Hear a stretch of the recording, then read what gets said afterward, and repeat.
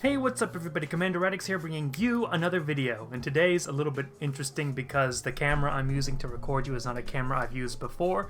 You're actually my phone right now, but you're connected to my computer. It's weird. I'm using the phone as a webcam.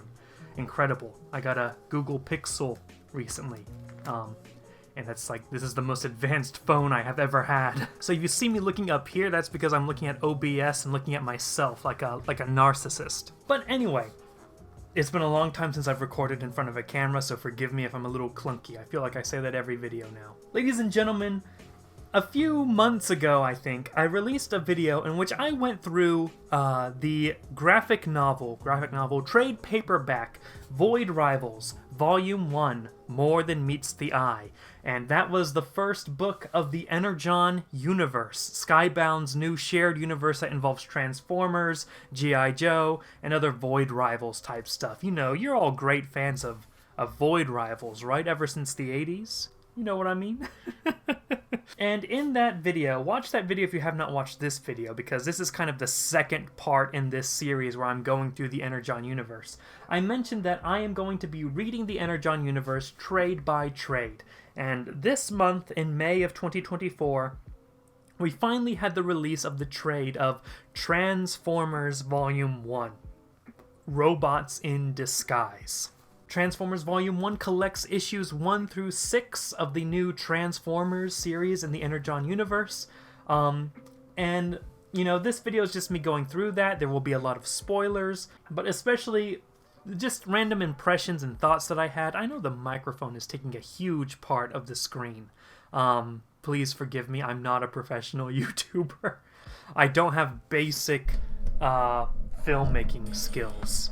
But yeah, I'm reading trade by trade, and let me tell you, I enjoyed the fact that I read Transformers Volume 1 by trade, because it actually flowed quite nicely. I think it's flowing quite nicely to do trade by trade, because I'm thankful that I read Void Rivals before I read Transformers, or Void Rivals Volume 1 before reading Transformers Volume 1, because it sort of carries on the plot point of Jetfire from the Void Rivals book, where in Void Rivals, Jetfire pops up, panics, and just leaves, and then at the beginning of Transformers Volume 1 is when Jetfire comes to Earth.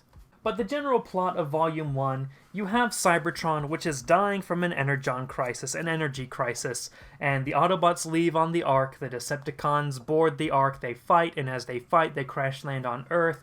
That's a pretty standard Transformers deal. And let me say, first of all, something I really appreciated about this book is this return to the basics of Transformers. You know, Energon crisis, Autobots, Decepticons fight on the Ark crashes into the side of a mountain, they go into stasis lock, they get repaired, they get alternate modes that are Earth-based, and then they fight over energy. That is a very 1980s, color-by-the-numbers Transformers story, and I am all here for it. We don't get that story enough these days, I don't feel. I should also probably say from the get-go that I actually really like Transformers Volume 1, and it is very rare for me to like Transformers fiction coming out in the year of our Lord 2024. You guys know that I don't care much for Earthspark. You guys know that I don't care much for the movies. You guys know I didn't care much for IDW 2, right?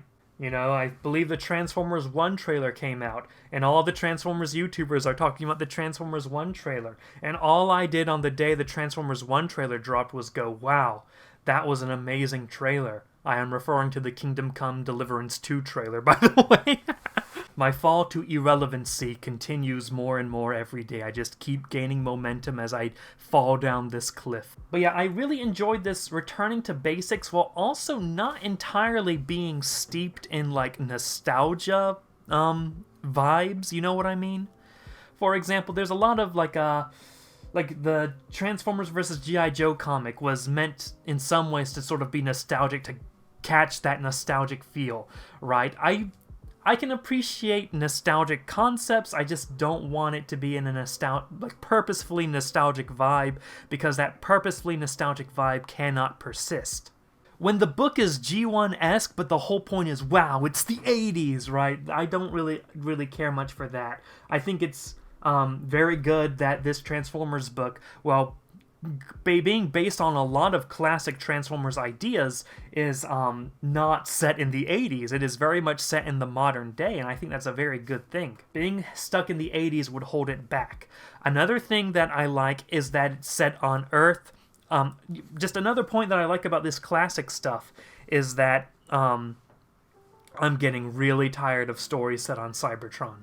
One of my philosophies with Transformers is that Transformers at its core, at its root, is going to be on Earth. Transformers at its core, at its essential element, is being on Earth and partly being seen through the perspective of humans. I am not, and I think I've made this clear before, I am not one of those guys that like, oh, there's humans in my Transformers? No way, Jose.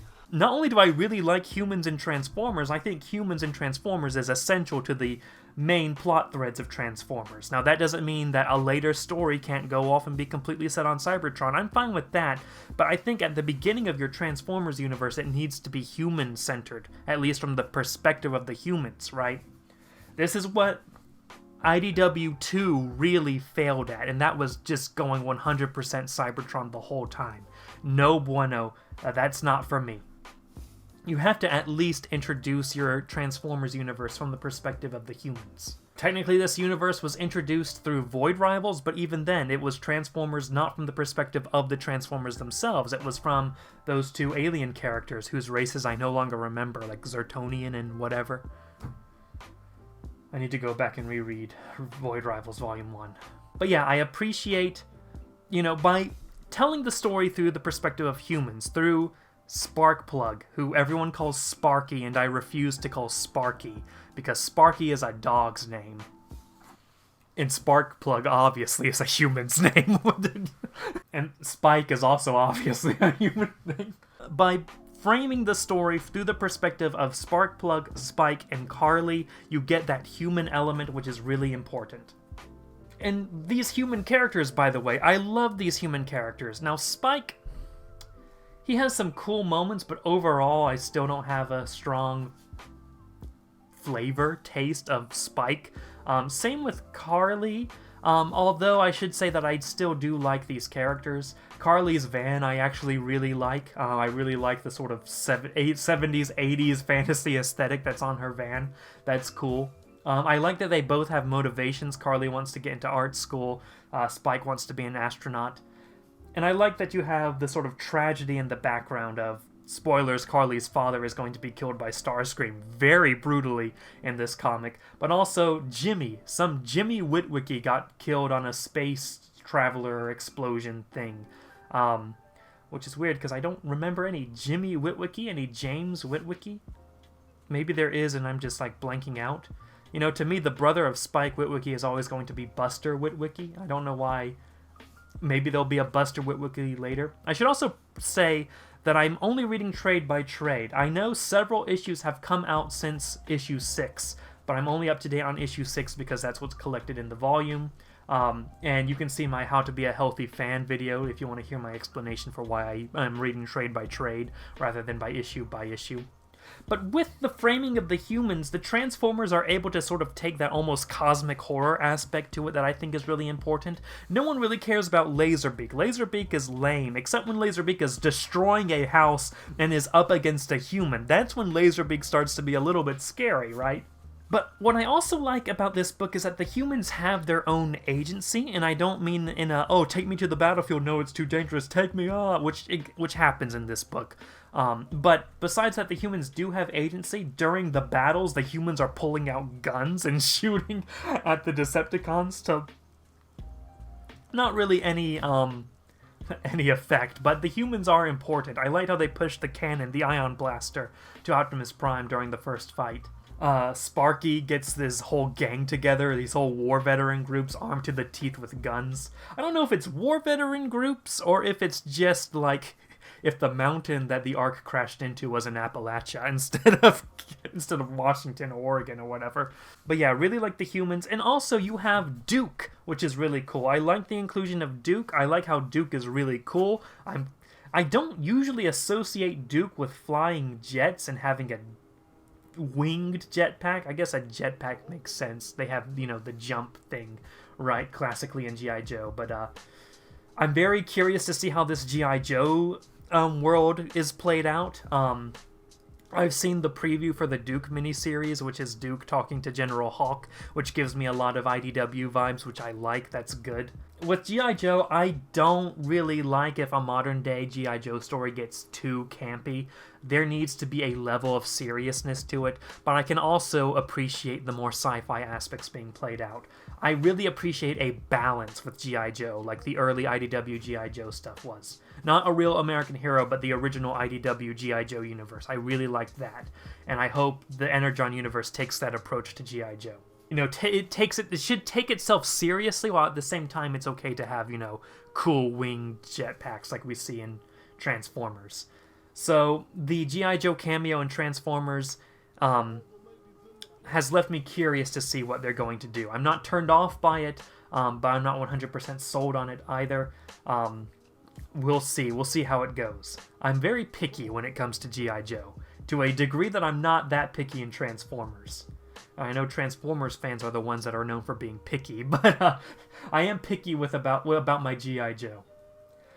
The Cobra Commander preview, I didn't really like that much just because of how much it goes into the 80s cartoon. I don't like the elongated S in Cobra Commander's speech. But we'll see how it goes. Sparkplug also makes the heroic sacrifice in the end, so that goes into the human agency, that the humans matter, okay? They're not annoying, is what I'm saying. That they matter to the story. And also, there's another flip side, and I can understand when Transformers fans don't like humans when sometimes it depersonalizes the Transformers. I understand that.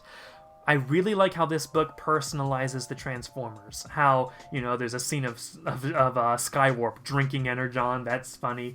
Starscream comes in and Carly's like, "You killed my dad," and Starscream laughs and goes, "What's a dad?" I like how the writers are able to maintain that balance of, I don't know, I think this series has struck the perfect balance between humans and Transformers in a way that I honestly haven't seen since like maybe IDW 1, early IDW 1. And also, the Decepticons are... Starscream crushes a guy to death in his hands. Starscream also like claps a guy to death. There's a lot of blood in this comic. Let me tell you. Very bloody. Reminds me of the good old All Hail Megatron days. Yeah, I really like the interactions between humans and Transformers in this book. I like the seriousness of it while also being a little bit fun at times, not too serious. Again, this book, if I had to describe this book in one way, it would be balance. Like, it hits the balance of all the points I want in a Transformers series. But yeah, the Transformers are fighting each other, the Decepticons hold the Ark, you know, the big climax of the story is when the Autobots retake the Ark. What I don't like is it does kind of fall into the, oh, they shoot at each other over energy, no real decisive action is taken, and then they run away back to their bases. That is like one thing I didn't like from 80s G1 that I see a lot in this series. And Soundwave even comments on, do we really have an objective here? Because we're just going out of our bases, shooting at each other, then falling back to our bases during an energy crisis. You know? I really did like Soundwave in this book, by the way. Another thing I liked, though, is how the Decepticons are evil, and like actually evil, and not a boo-hoo-hoo, they're an oppressed group.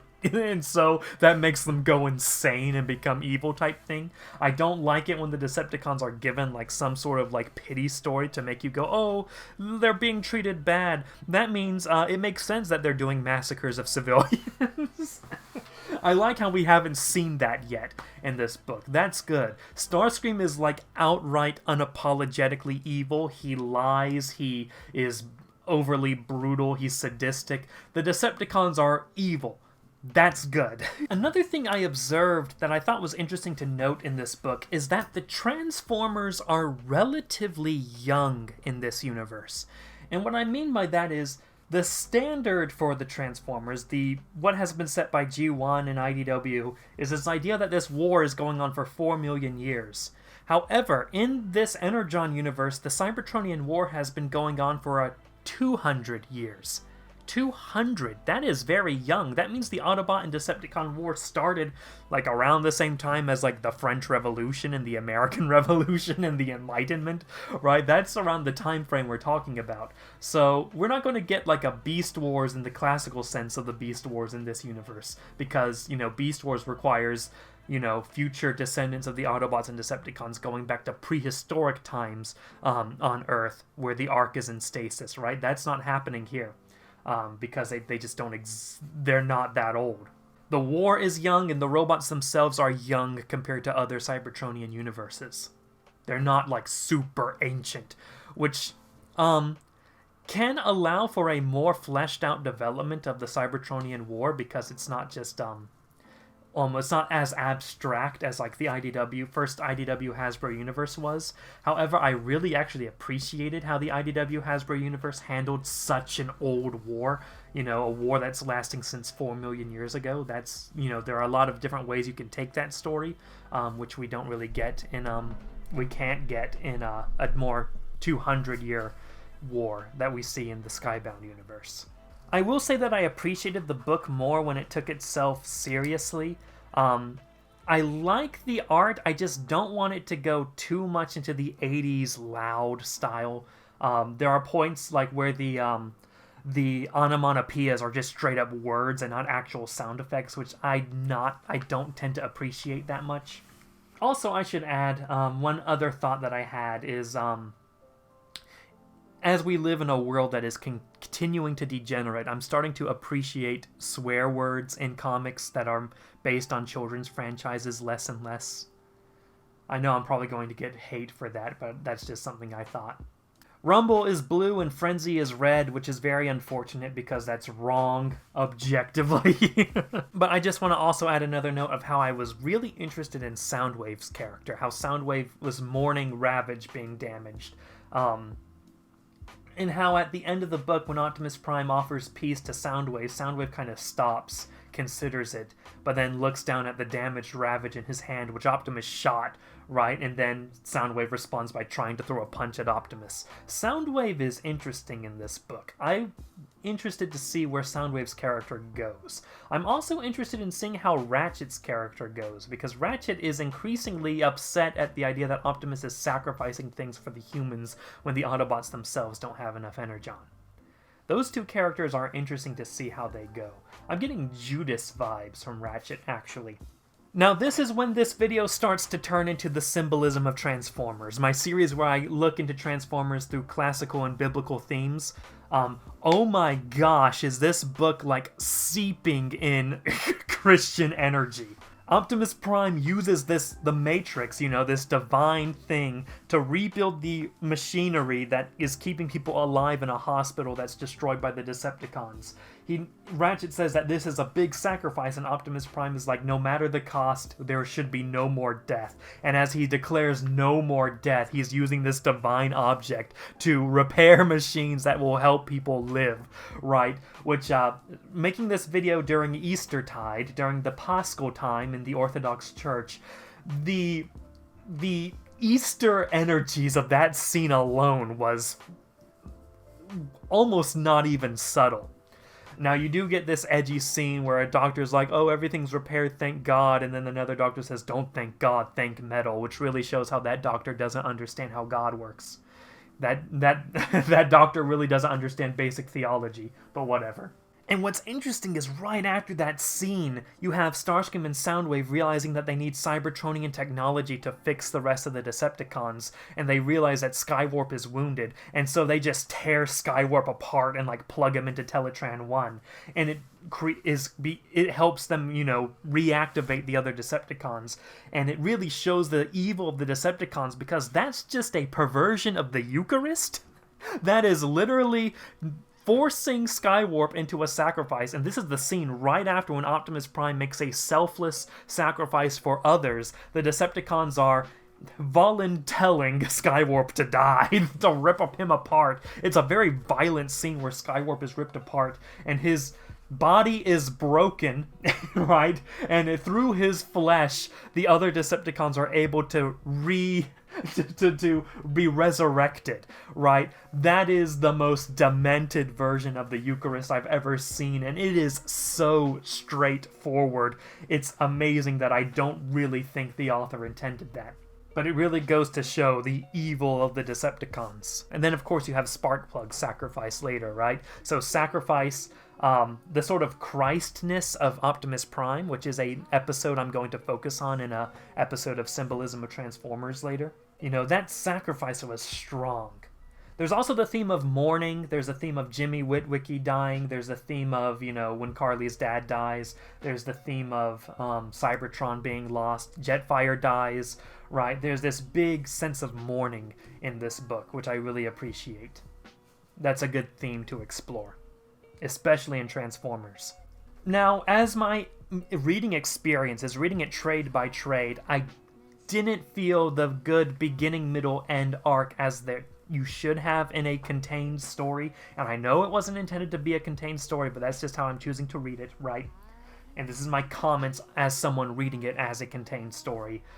You do have the beginning, you do have a solid beginning, you do have a middle, the middle was very weak. It was a lot of random fighting. And I should say some of the action, I either didn't understand what was going on, or it was really cool.